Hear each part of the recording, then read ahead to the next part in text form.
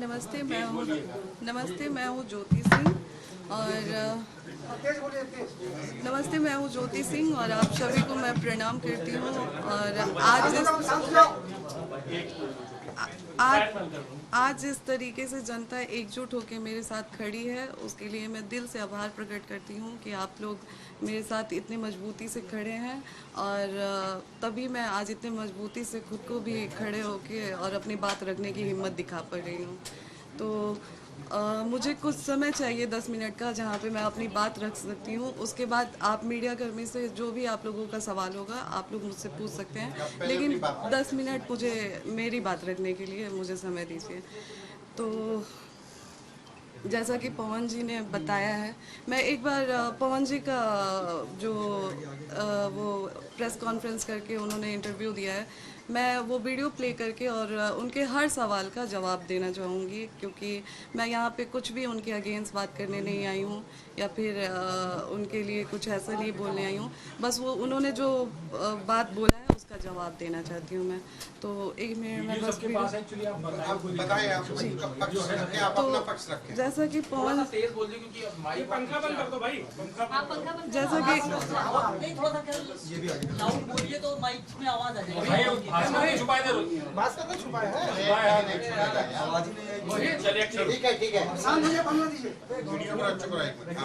तो जैसा कि आप लोगों को पता है कि 5 तारीख को मैं पवन जी से मिलने उनके आवास पे पहुंची थी। वहाँ पे जब मैं पहुंची तो वहाँ पे कोई पुलिस, जैसा कि उन्होंने बोला था कि पहले से ही पुलिस वहाँ पे उनके भाई द्वारा बोला गया था कि वहाँ पे पहले से ही प्रशासन वहाँ पे थी, तो ऐसा कुछ नहीं था। मैं जब वहाँ पे पहुँची तो पहले हम लोगों ने गार्ड से पूछा, तो गार्ड ने ही हमें मना कर दिया कि नहीं, आपको ऊपर जाना अलाउ नहीं है, मना किया गया है। फिर जब हमने उनसे पूछा तो उतनी देर में प्रशासन आती है, प्रशासन द्वारा बोला जाता है कि आप थाने चलिए, थाने बैठ के बात होगी। मैंने बोला कि नहीं, मैं थाना नहीं जाऊंगी। उसका वीडियो है मेरे पास, पहले मैं आप लोगों को वीडियो दिखाती हूँ। जब सुबह मैं जब पहुंची हूँ वहाँ पे, जब प्रशासन आई थी वहाँ का, थर्ड नंबर वाला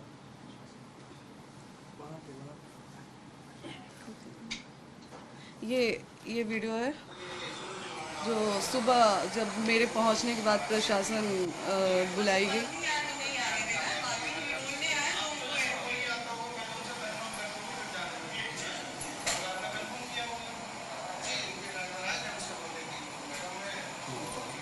तो वहाँ भी प्रशासन बुला के मेरे साथ बदतमीजी किया गया वहाँ पे भी। और पवन जी बोल रहे हैं कि जब मैं रूम में चली गई उसके बाद प्रशासन बुलाई गई, और ऋतिक जी कह रहे हैं कि हम लोगों ने पहले से प्रशासन सुबह से ही वहाँ पे प्रेजेंट थी। तो पहले तो आप इन दोनों लोगों के बात में ही फ़र्क समझ जाइए आप लोग कि दोनों भाई लोग अलग अलग बात कर रहे हैं। और दूसरी बात कि चुनाव को लेके कि इतना आप गिर गई, तो चुनाव को लेके मैं गिरी। मैंने उसके बाद भी एक वो डाला कि पोस्ट डाला कि अगर आप मुझे पत्नी रूप में स्वीकार करते हैं तो मैं आज भी चुनाव लड़ने के लिए मना कर रही हूँ और मैं चुनाव नहीं लड़ूंगी। मैं यहाँ तक भी बोल रही हूँ कि अगर आप मुझे बोलेंगे कि आप अपने परिवार से रिश्ता ख़त्म कर दीजिए, आपके साथ अगर आप मेरे साथ ये भी कंडीशन रखते हैं कि आप अपने परिवार से नहीं मिलेंगी, आप अपने मायके नहीं जाएंगी, तो मैं वो भी करने के लिए तैयार हूँ। चुनाव नहीं लड़ेंगी, मैं वो भी करने के लिए तैयार हूँ, लेकिन शर्ते कि आप मुझे पत्नी के रूप में स्वीकार करिए तब। और चुनाव की बात तो आप लोग ही बताएं कि 15 साल से पार्टी में स्टार प्रचारक के रूप में पवन जी ने काम किया है। 15 साल में उन्होंने अपने लिए टिकट नहीं, वो खुद के लिए टिकट नहीं ले पाए, तो मैं किस मुंह से जाऊंगी उनसे ये कहने कि आप हमें टिकट दिलाइए भाजपा से। मेरा ये सवाल है कि किस मुंह से आखिर मैं जाऊंगी। पहले वो अपने लिए तो टिकट ले लें, फिर तो वो हमें दिलाएंगे। जो 15 साल में कार्यकर्ता के रूप में काम किए पार्टी में, फिर भी उनको पार्टी के द्वारा टिकट नहीं मिला, तो वो हमें टिकट क्या दिलाएंगे। और बच्चे की बात रही कि बच्चे के लिए वो तरस रहे हैं, तो जो इंसान बच्चे के लिए तरसता है वो दवा नहीं खिलाता है अपनी पत्नी को। मुझे हर बार दवा खिलाया गया। अब बहुत सारी चीज़ें मैंने आज भी मीडिया में नहीं रखी थी, लेकिन आज पवन जी ने मुझे मजबूर कर दिया है। मैं पवन जी को बदनाम नहीं कर रही हूँ, मैं बस अपना पक्ष रख रही हूँ। खुद के बारे में जो चीज़ें हैं वो मैं आज मीडिया में रख रही हूँ। पवन जी द्वारा मुझे जब दवा खिलाया जाता था, उस चीज़ के विरोध में जब मैं बोलती थी तो मुझे इतना टॉर्चर किया गया कि मैंने स्लीपिंग पिल्स खा लिया था, नींद की गोली। उस समय उनके भैया रानू भैया जी थे, और उनके टीम मेंबर में से दीपक भैया थे, बिक्की जी थे। रात के 2 बजे वो लोग मुझे उठा के हॉस्पिटल ले गए और वहाँ पे मेरा इलाज हुआ। हॉस्पिटल का नाम मैं आपको दिखाती हूँ। कौन सी दवा देते थे ज्योति जी, बता सकती हैं क्या? जी वो जो गर्भपात का दवा खिलाते थे मुझे। और अच्छा, आपने कंडीशनल जवाब दिया ज्योति जी, अगर मान लीजिए बीजेपी, जेडीयू, आरजेडी कोई आपको अपनी तरफ से टिकट ऑफर करती है तो क्या आप चुनाव लड़ना चाहेंगे? अगर पवन जी पत्नी के रूप में मुझे स्वीकार करते हैं तो मैंने पहले भी बोला है और अभी भी बोल रही हूँ कि मैं चुनाव नहीं लड़ूंगी। और अगर पवन जी मुझे पत्नी के रूप में स्वीकार ही नहीं करते हैं तो आज मैं भी समाज से पूछना चाहूँगी, क्या मुझे जीने का हक नहीं है? अगर पत्नी के रूप में वो मुझे स्वीकार करते ही नहीं है तो मैं कहाँ जाऊँ? क्या मैं अपने लिए खड़ी नहीं हूँ?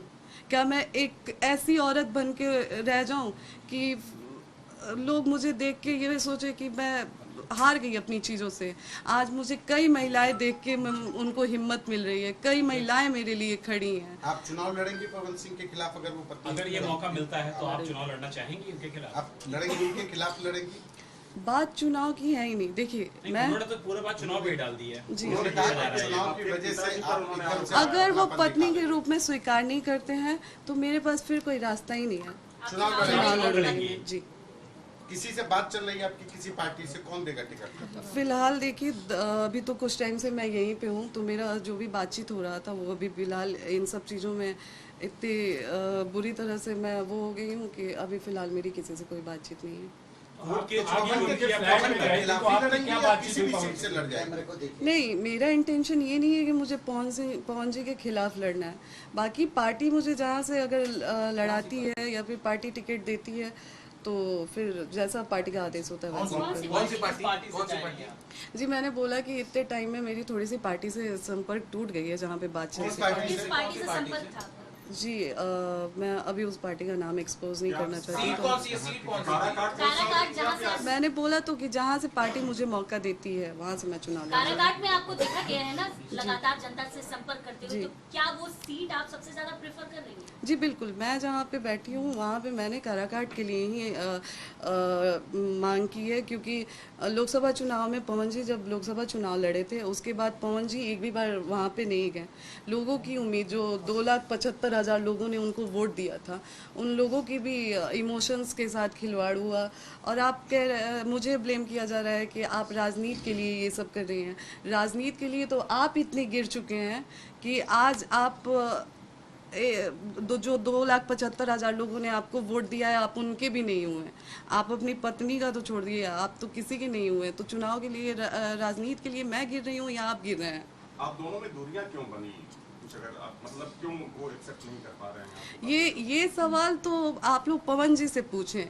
और एक और चीज़ जो पवन जी ने बोला है कि जब मामला कोर्ट में है, तो एक सवाल आज लोगों से, जनता से मेरा भी है। मैं चाहूँगी कि जनता ये सवाल मेरे तरफ से पवन जी से करे, क्योंकि मेरे किसी भी सवाल का जवाब तो पवन जी दे नहीं रहे हैं।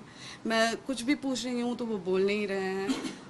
तो शायद जो जनता में आके वो बात कर रहे हैं, तो एक सवाल मैं चाहूँगी कि जनता मेरे तरफ से पूछे, और मैं आग्रह करूँगी जनता से कि एक सवाल मेरे तरफ से जनता द्वारा पूछा जाए कि क्या जब वो लोकसभा चुनाव में मुझे बुलाए थे उस समय कोर्ट में मामला नहीं था?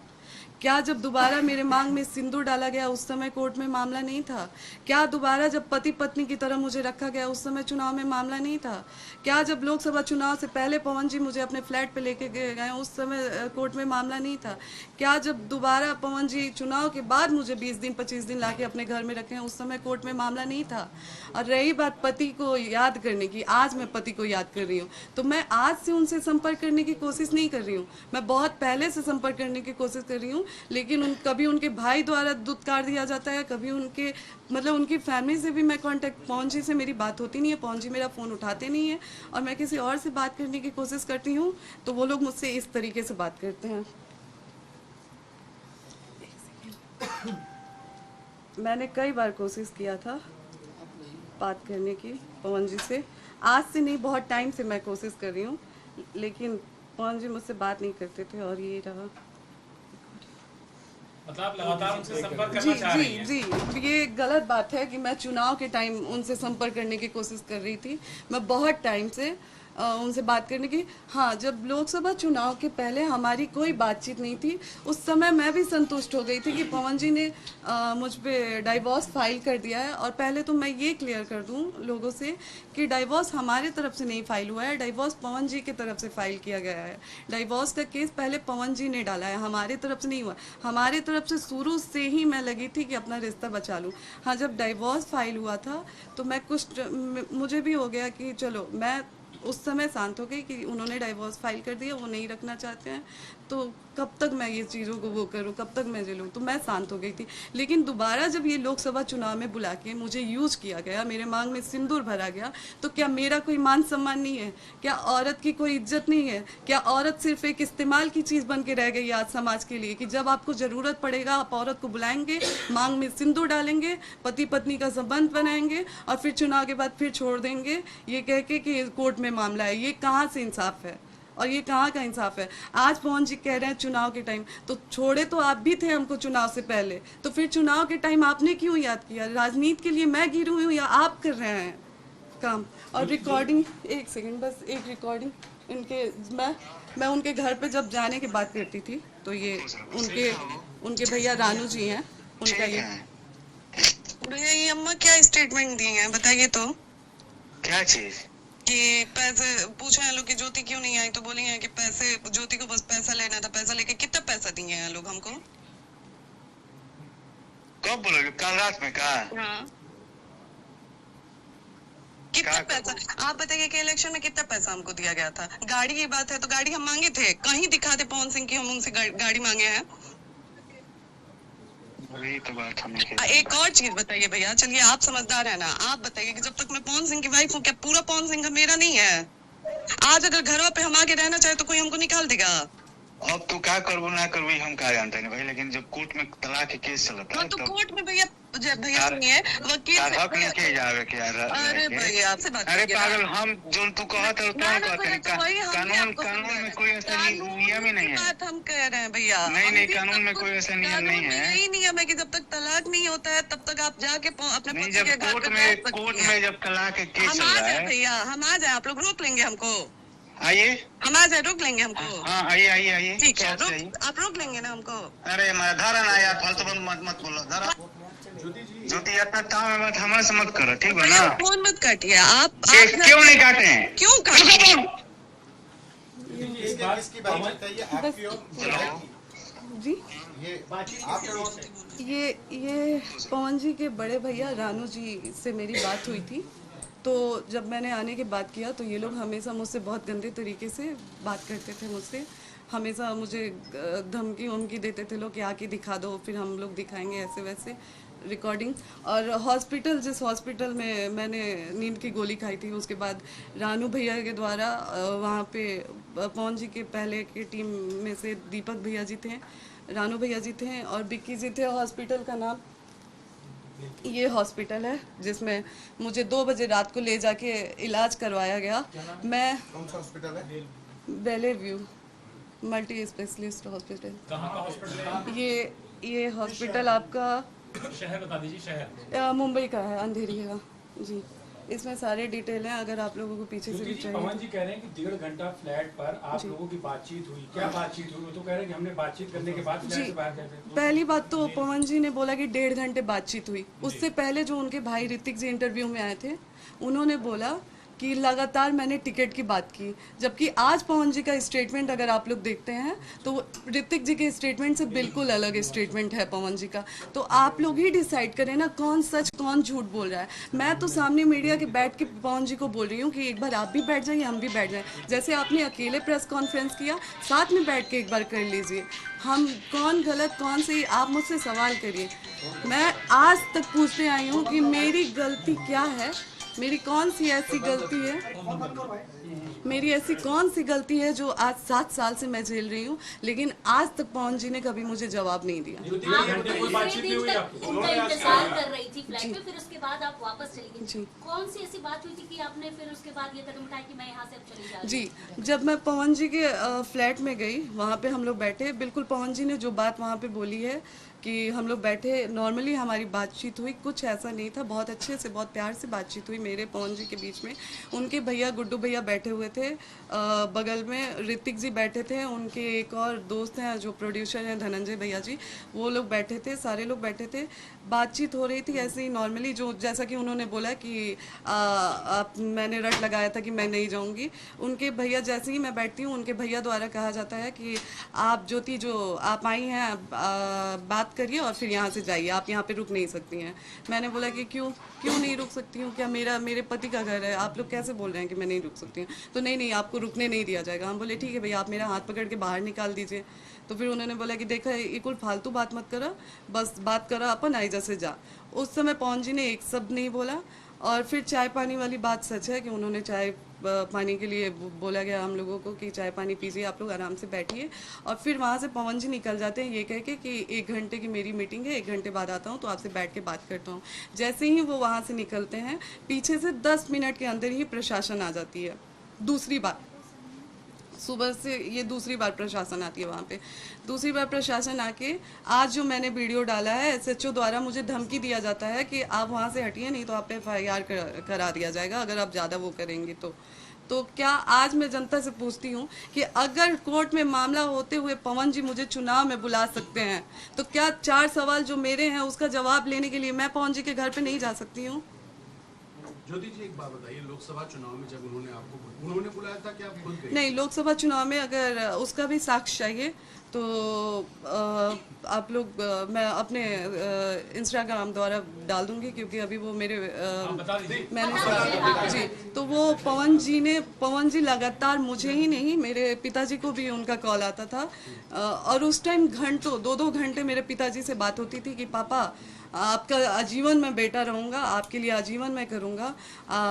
फिर मेरे लिए साड़ी का मैं पैसा भी दिया गया, मैं वहाँ पे गई तो कि ये साड़ी तुम अपने लिए ले लेना जाके, सारा कुछ किया गया। तो चुनाव में मुझे पवन जी द्वारा बुलाया गया। अच्छा, जितने दिन आप चुनाव में उनके पास थी, पति पत्नी की तरह आप लोग रहते थे कि अलग अलग? जी, शुरुआत में 4-5 दिन हम लोग पति पत्नी की तरह थे, फिर वहाँ पे ज़्यादा भीड़ होने लगी थी, उनके कमरे में लोग आने जाने लगे थे, तो एक दूसरा रूम खुलवाया गया था जिसमें मैं, वो और उनकी अम्मा और मेरी बहन रहते थे। अच्छा, इनिशियल वजह क्या रही आप लोग के बीच में जो फर्क आया या डिफरेंसेस आए, इनिशियल वजह क्या? सर, वही जवाब आज मैं भी चाह रही हूँ, और वही जवाब के लिए मैं पवन जी से लगातार संपर्क करने की कोशिश कर रही हूँ कि एक वजह हमें भी बता दीजिए कि हमारी गलती कहाँ रही है। कितने साल से आप लोग अलग हैं? जी, हम लोग लगभग 1.5 से 2 साल साथ में रहे हैं। नहीं, फिर भी कोई वजह आपको जो समझ में आई हो? क्या इनिशियल जैसा कि जी, वो हमारे साथ रहते थे और हमें मतलब जैसे दवा हमेशा खिलाते थे, तो उस चीज़ का भी मैंने विरोध करना चालू किया कि नहीं, ऐसे नहीं होगा, मैं आपकी पत्नी हूँ, कब तक मैं ऐसे ज़बरदस्ती दवा आप खिलाते रहेंगे और मैं खाते रहूँगी, मतलब मेरे शरीर पे भी वो दवा गलत असर कर रही है, ऐसा नहीं, बस उस चीज़ों को लेके। और फिर जैसा कि मैंने पहले भी एक इंटरव्यू में बोला है कि किसी के द्वारा एक ऑडियो मैसेज पवन जी के फ़ोन में भेजा गया था कि ज्योति सिंह का इनसे संबंध है, उनसे संबंध है, बस उस एक ऑडियो की वजह से आज ज्योति सिंह यहाँ पे खड़ी है। आपके पिताजी पर भी आरोप था? मतलब मिसअंडरस्टैंडिंग रही जो किसी लोगों ने आपके बारे में जी, वो मिसअंडरस्टैंडिंग रही जिसे आज तक पवन जी ने क्लियर करने की कोशिश नहीं की। मैं लगातार उनसे मिलने के लिए भीख मांगती रही, बात करने के लिए भीख मांगती रही, लेकिन वो कभी मेरे सामने बैठने के लिए तैयार ही नहीं हुए। एक आरोप आपके पिताजी पर लगा कि उन्होंने कहा कि मेरी बेटी को विधायक बना दो, उसके बाद रखना हो तो रखो, छोड़ना हो तो छोड़ दो। अगर आप और पिताजी मैं उनसे पूछना चाहती हूँ कि क्या पार्टी वो चला रहे हैं, क्या उनकी कोई पर्सनल पार्टी है जो वो मुझे विधायक बना देंगे? आप ही बताएं, क्या कोई पार्टी उनकी पर्सनल पार्टी है जिससे वो मुझे विधायक बना देंगे? मेरे पिताजी किस उस पे जाके, हाँ, जब वहाँ पे पुलिस आया, मैं लाइव आई तो वहाँ पे ये बोला गया फिर उनके लोगों द्वारा कि आप फिर से लाइव आइए और बोलिए कि पुलिस पवन जी द्वारा नहीं बुलाई गई थी, तभी पवन जी आपके साथ दोबारा बैठेंगे। मैंने बोला ये मैं नहीं करूँगी, अगर ये मैं करती हूँ तो सवाल हम पे उठने लगेगा।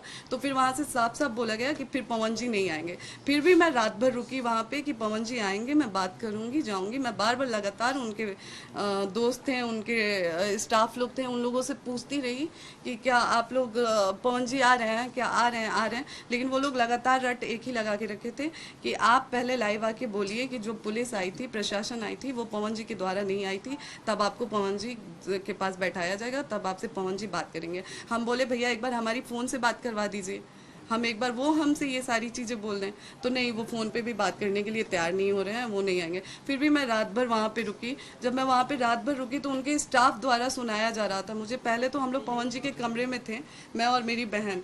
तो वहाँ से आके बोला गया कि आप लोग यहाँ से निकल जाइए इस रूम से, क्योंकि यहाँ पे पैसे और ज्वेलरी, सारे गहने वहने रखे गए हैं।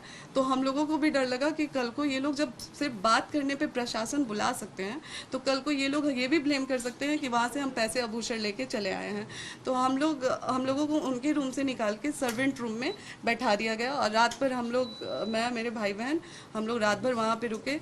दूसरे दिन भी हम लोग शाम तक रुके। फिर भी जब पवन जी नहीं आए और लगातार हम लोगों को इस चीज़ के लिए प्रेशर दिया गया कि लाइव आके आप बोलिए कि प्रशासन पुलिस द्वारा नहीं, प्रशासन पवन जी द्वारा नहीं आई थी, तभी बात होगी। फिर मैंने बोला नहीं, और वहाँ से फिर मैं निकल गई। इस डर से मैं निकली कि कल को ये लोग फिर मुझे आके ये बोल देंगे कि मैं पैसे आभूषण लेके भाग गई हूँ। और मैं निकलते वक्त उनके स्टाफ को खड़ा करवा के अपने बैग का पूरा वीडियो भी मैंने उनके सामने बनाया कि भैया आप लोग खड़े हो जाइए, मैं अपना बैग चेक करवा दे रही हूँ, मैं यहाँ से कुछ लेके नहीं जा रही हूँ, कल को आप लोग मेरे पे उंगली नहीं उठाएंगे। ज्योति जी, एक बात तो आपने कह दी कि कोई ऑडियो मैसेज आया जिसकी वजह से आप लोग की बात आई। दूसरी सवाल यह है कि क्या आपके पास भी ऐसी कोई जानकारी कभी आई थी पवन सिंह से संबंधित कि उनके कुछ लोगों से संबंधित जिसकी वजह से आपने विरोध किया और उसके बाद ये चीजें शुरू हुई? नहीं, देखिए, जब हमारे पिताजी ने उनसे हमारी शादी की तो हमारे विदाई के समय उन्होंने एक ही चीज़ हमारे कान में डाला कि बेटा आपकी शादी आम लोग से नहीं हो रही है, आपकी शादी एक स्टार से हो रही है और आपको जीवन में कहीं ना कहीं कॉम्प्रोमाइज़ करके चलना होगा, तो इस चीज़ का ध्यान रखिएगा। आप कभी भी पवन जी से पूछ लीजिएगा, इस चीज़ को लेके मैंने उनसे कभी कोई बात नहीं किया है, कुछ नहीं बोला है। हालांकि बहुत सारी चीज़ें ऐसी हैं जो, बहुत सारी चीज़ें एक पत्नी होने के नाते कोई पत्नी नहीं बर्दाश्त करेगी। और मैंने बोला है ना, समय और अगर ज़रूरत पड़ेगी, एक बार पवन जी अगर लाइव आके बोल देते हैं कि आप मैं नहीं कर पाऊँगा कुछ भी, जो भी चीज़ें हो, नहीं रह पाऊंगा आपके साथ, आप मेरे लिए मेरे जो भी आपका साक्ष्य वो रख दीजिए, तो मैं रख देती हूँ। उन्होंने कह दिया है कभी आपसे नहीं चल सके जो नाम आए तमाम रिश्तों को लेकर के, आपने कभी उनको जी नहीं, कभी नहीं। आप लोग देखिए, हमारे हिंदू सनातन धर्म में भगवत गीता का बहुत मायने है। आप लोग भगवत गीता सामने रखवा के कसम खिला लीजिए कि इस चीज़ का विरोध कभी मेरे तरफ से नहीं हुआ गया। मैंने बहुत चीज़ें देखी थी, लेकिन हर बार मुझे मेरे कान में वो चीज़ें आ जाती थी कि बेटा आपकी शादी एक नॉर्मल इंसान से नहीं हुई है, एक्टर से हुई है। तो उस चीज़ को ध्यान में हमेशा रखते हुए अक्षरा सिंह भी आपका सपोर्ट कर रही है सब चीज़ों को लेकर। अक्षरा जी का नाम लगातार पवन जी से जुड़ा हुआ पहले भी था और अभी भी जब कुछ होता है तो अक्षरा जी उतरती हैं उसी तरीके से, सपोर्ट में बोल रही हैं, आपके सपोर्ट में बोल रही हैं अक्षरा सिंह।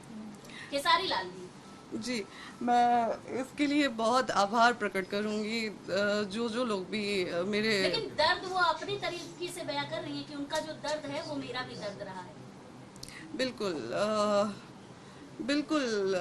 देखिए, चूँकि मैं जब वो पवन जी के साथ रही हैं तो मुझे शादी के बाद तो कुछ महीने बाद वो दोनों लोग अलग हो गए थे। हाँ, शादी के कुछ टाइम बाद तक भी वो लोग साथ में रहे थे, लेकिन शादी के बाद कुछ टाइम बाद वो लोग अलग हो गए थे। तो उनका क्या रहा है क्या नहीं रहा है मुझे नहीं पता है, लेकिन हाँ, मैं इतना ज़रूर बोलूँगी कि एक महिला के साथ तो चीज़ें हुई नहीं है। यहाँ पे कई महिलाओं की बात आती है और कई महिलाओं ने सवाल उठाया है पवन जी पे। तो हो सकता है कि जो मैंने झेला है उन्होंने भी झेला है। लव मैरिज थी आपकी अरेंज मैरिज? शादी मेरी अरेंज मैरिज थी। हमारी बुआ की शादी उन्हीं के गांव में हुई है। उन्हीं के शादी में उनके गुड्डू भैया आए थे और उन्होंने मुझे देखा था और उधर से रिश्ता आया था। फिर उनके चाचा जी ने मेरे पापा से कांटेक्ट किया और पापा की तरफ आके बोला गया कि पापा ने बल्कि बोला भी कि ऐसे ऐसी चीज़ है, कहीं मेरी बेटी को कुछ हो जाएगा तो वो बड़े ही उससे सीना चौड़ा करके बोले कि नहीं, हम उस घर के मुखिया हैं, ज्योति के हर चीज़ का वो मैं लेती हूँ। लेकिन आज वो लोग एक फ़ोन भी हमारा नहीं उठाते हैं, हमसे बात तक नहीं करते हैं। आज इतना सब कुछ होने के बाद आपको लगता है कि सब कुछ नॉर्मल हो पाएगा एक पति पत्नी के तौर पर, क्योंकि चीजें बहुत आगे बढ़ चुकी हैं? जी देखिए, अभी तक तो मैं एफर्ट्स डाल रही थी और अभी तक मैं कोशिश भी कर रही थी, लेकिन अब ये जो 3-4 दिनों से चल रहा है ना, अब तो मुझे भी उम्मीद नहीं है और अब मुझे नहीं उम्मीद है, इसीलिए आज मैंने प्रेस उन्होंने कॉन्फ्रेंस साफ कह दिया कि वो आपके साथ नहीं रहेंगे और कोई गुंजाइश नहीं। आपका स्टेप क्या होगा, नेक्स्ट स्टेप क्या होगा? अगर आपको कोई ऐसा मौका मिलता है कि आप जा सकते हैं, तो क्या आप जाएंगी पवन सिंह के साथ या स्टेप आउट करेंगे? मैं बिल्कुल, मैंने शुरू से अपने तरफ से अपना रिश्ता बचाने की कोशिश किया है। मैंने अपने पापा की इज्जत रखने की, मैं उस परिवार की भी इज्जत रखने की कोशिश की हूँ, लेकिन अब जब वो नहीं रहना चाहते हैं तो फिर मैं ज़बरदस्ती कब तक कर सकती हूँ? ज्योति जी, यही हम लोग का सवाल है कि नेक्स्ट स्टेप अब आपका क्या होगा? देखिए, अभी फ़िलहाल मुझे खुद भी कुछ नहीं समझ में आ रहा है, क्योंकि मैं उनसे बस यहाँ पे बात करने आई थी, एक नॉर्मल सी बात, 4 सवाल का जवाब।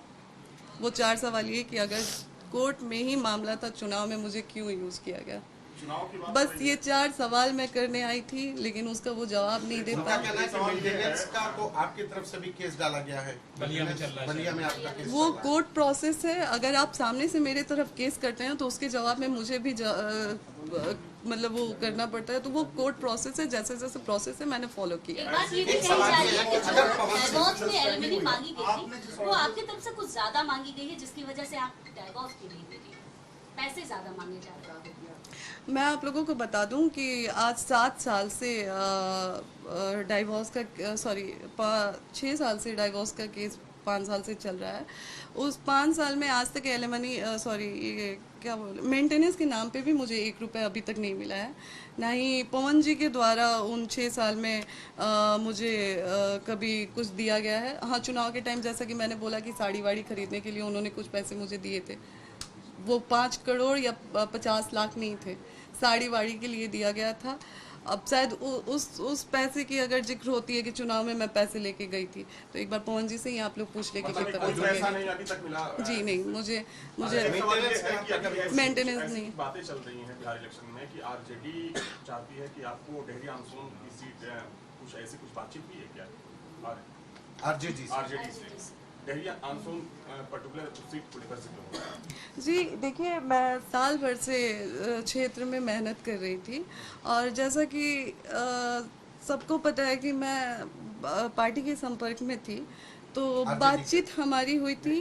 हाँ बिल्कुल, मैं पूरी कोशिश कर रही थी कि से बात हो रही थी आपकी? नहीं जी, मेरी उनसे डायरेक्ट बातचीत नहीं हुई थी, लेकिन पार्टी के लोगों से हमारी बातचीत थी। जी आप जिस ऑडियो का जिक्र कर रही हैं जिससे चीजें खराब हुई, वो ऑडियो क्या थी जिसके बाद ये दिक्कत हुई? आप जिस ऑडियो का जिक्र किसकी ऑडियो थी, मेल थी, वो फीमेल थी? वो उसमें उस ऑडियो में एक मेल की आवाज़ थी। वो कौन थे मैं ये नहीं जानती हूँ, लेकिन हाँ ये साफ था कि किसी द्वारा वो करवाया गया है। अब किसके द्वारा ये करवाया गया था मुझे नहीं पता है, ये पवन जी बेहतर जानते हैं। उस ऑडियो में ऐसे मतलब था कि ज्योति सिंह के कई सारे लड़कों के साथ अफेयर हैं, ये है वो है जी, इसी वजह से आज ये सारी चीज़। इस दौरान जब 2018 में शादी हुई, 1 महीने के बाद भी दिक्कतें होनी, जैसा कि इंटरव्यूज में आपके फादर ने कहा है कि दिक्कतें शुरू हो गई थी, तो क्या आपके साथ कभी मारपीट भी हुई? जी नहीं, मारपीट नहीं हुआ था, लेकिन टॉर्चर बहुत किया जाता था। जैसे कभी मैं बहुत सारी चीज़ों से परेशान होकर बालकनी में खड़े होंगी तो वहाँ पे बोला जाता था कि कूद के मर जाओ, अगर इतनी ही परेशान हो हर चीज़ से तो मर क्यों नहीं जाती हो, थोड़े देर का दर्द होगा फिर सोचो हर चीज़ से तुमको आराम मिलेगा। तो इन सब चीज़ों को इतना मेरे दिमाग में बैठा दिया गया था कि एक टाइम मैंने 25 गोली नींद की गोली खा ली थी 2 बजे रात को, जो कि अभी मैंने बताया, तो उनके भैया दीपक भैया जी और बिक्की जी के द्वारा मुझे ले जाया गया था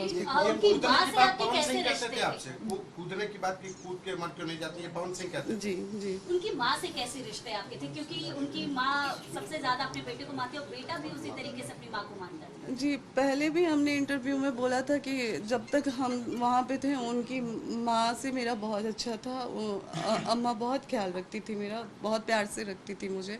तो उनके लिए आज भी मेरे मन में कोई शिकायत नहीं है, क्योंकि वो एक बेटी की तरह मुझे प्यार दी है जब मैं अपने ससुराल में थी। तो नहीं, अभी के टाइम में उनके फ़ोन में मेरा नंबर क्या ब्लैकलिस्ट कभी में। उन्होंने आपसे बातचीत में कहा हो कि ये सारी जो चीजें चल रही है ये ना हो, तुम वापस आ जाओ? नहीं नहीं।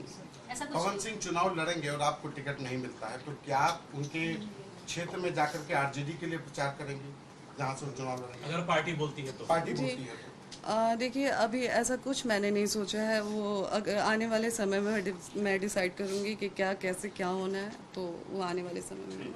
आप चाहती हैं कि पवन सिंह विधायक हो जाए, टिकट मिले उनको विधायक हो जाए? जी बिल्कुल, मैं तो आए दिन उनको फेवर करती थी। आए दिन मेरी वीडियो में मैंने बोला है कि अभी चाहती हैं कि वो विधायक हो जाए, माननीय हो जाए? लेकिन अगर मान लीजिए आपको इच्छा क्या एक्सेप्ट है? नहीं करते हैं तो भी आप चाहेंगे कि वो विधायक बन जाए? मैं देखिए, अगर वो मुझे एक्सेप्ट नहीं करते हैं तो फिर मैं उनसे मतलब ही नहीं रखूंगी। वो अपने जीवन में क्या कर रहे हैं क्या नहीं कर रहे हैं, वो कुछ भी कर रहे हैं, मुझे मतलब नहीं होगा। ना मैं उनको सपोर्ट करूंगी और ना ही मैं उनके बारे में बोलूंगी। मोदी जी, 2-4 नामों का जिक्र आपने लाइव वीडियो में लिया है, धनंजय सिंह, सुधीर सिंह, उसके अलावा करणी सेना का भी जिक्र कहीं ना कहीं आपकी चीजों में आया है। ये लोग आपके साथ किस तरीके से सपोर्ट में, क्या इनसे बातचीत हुई है? क्योंकि धनंजय सिंह और पवन जी का रिश्ता माना जाता है कि बहुत अच्छा है। देखिए, अभी तक तो कोई बातचीत नहीं हुई है मेरी। बस मैंने रिक्वेस्ट किया था कि मैं भी समाज की बेटी हूँ और मुझे भी मेरा अधिकार मिलना चाहिए। मैं बस आज एक समाज से ये पूछना चाहती हूँ कि क्या आज महिला सिर्फ यूज होने के लिए रह गई है? क्या सिर्फ महिलाओं को लाइए, इस्तेमाल करिए और फिर छोड़ दिया जाए? क्या महिलाओं के भावनाओं की कोई कदर नहीं है? मुझे बस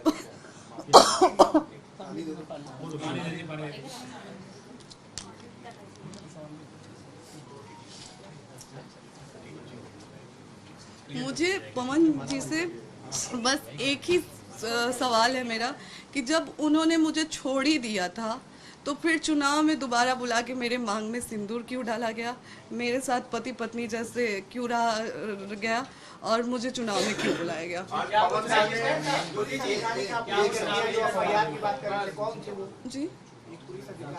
जी, उनका नाम उपेंद्र सिंह था ना शायद। उनका नाम उपेंद्र सिंह था, जो मुझे धमकी दे रहे थे कि वो मुझे धमकी दे रहे थे। आज मैंने इंस्टाग्राम पे वो वीडियो भी डाला है। उनके द्वारा मुझे धमकी दिया जा रहा था कि अगर आप नहीं आती हैं तो आप पे FIR कर दिया जाएगा। ये भी नहीं बोला गया था कि अगर आप नहीं आती हैं, शायद उसमें बोला जा रहा है कि आप ज़्यादा तमाशा मत करिए नहीं तो FIR कर दिया जाएगा। तो मैं पूछती हूँ कि पवन जी, कोर्ट में मामला होते हुए पवन जी अगर मुझे अपने चुनाव प्रचार के लिए बुला सकते हैं तो क्या 4 सवाल के जवाब पाने के लिए मैं अपने पति के घर नहीं जा सकती हूँ? क्या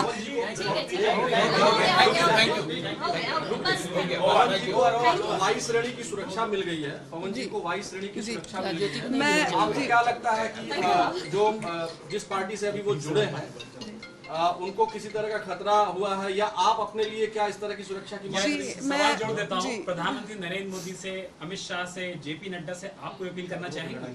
जी बिल्कुल, मैं एक सवाल भी करना चाहूँगी और मैं एक रिक्वेस्ट भी करना चाहूँगी कि बस मुझे इतना बताया जाए, क्या पत्नी जी हमारे आदरणीय श्री नरेंद्र मोदी जी से, हमारे आदरणीय मुख्यमंत्री जी आदित्यनाथ योगी जी से, हमारे आदरणीय अमित शाह जी से, कि क्या एक पत्नी मिलने जाती है पति से? क्या आप लोगों को लगता है कि एक महिला, मुझ जैसी महिला जो आज मैं कहीं की नहीं रह गई हूँ, क्या आप लोगों को लगता है कि मैं पवन जी को इतना हार्म कर सकती हूँ कि उनको ये सिक्योरिटी दी गई? तो आज जो खुलेआम उनके ही यूपी में ही हमें SHO द्वारा जो धमकी दी गई FIR की और ऐसे हमारे साथ बिहेव किया गया, क्या हमारी सुरक्षा का क्या है? जो पवन जी के फैन द्वारा आए दिन मुझे धमकी मिलता रहता है, तो फिर हमारी सुरक्षा का क्या है? क्या एक पत्नी से उन्हें इतना खतरा हो गया कि उनको सुरक्षा दी गई? तो आज एक औरत होके जो मैं लड़ रही हूँ अपनी लड़ाई, तो हमारी सुरक्षा का क्या है? यूपी की बेटी हूँ मैं, क्या यही बेटी का मान सम्मान है? ठीक है, थैंक यू।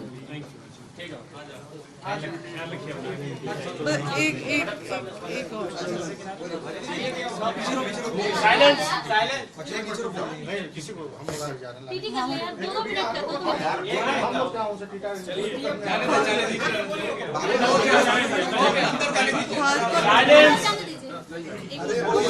हमारे आदरणीय श्री नरेंद्र मोदी जी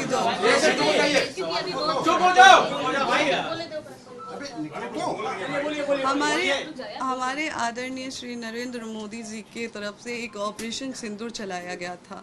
क्या मैं समाज की बेटी नहीं हूँ? मेरे सिंदूर का क्या है? क्या मेरा सिंदूर मायने नहीं रखता है? तो मैं आज आदरणीय श्री नरेंद्र मोदी जी से सवाल करती हूँ कि मेरे सिंदूर का क्या है, मेरे मान सम्मान का क्या है? मेरे सिंदूर के लिए कुछ नहीं होगा। क्या मैं समाज की बेटी नहीं हूँ? क्या मैं यूपी की बेटी नहीं हूँ? क्या मैं बिहार की बहू नहीं हूँ? हमारे भी सिंदूर का मान सम्मान का इज्जत रखा जाए, लाज रखा जाए हमारे लिए।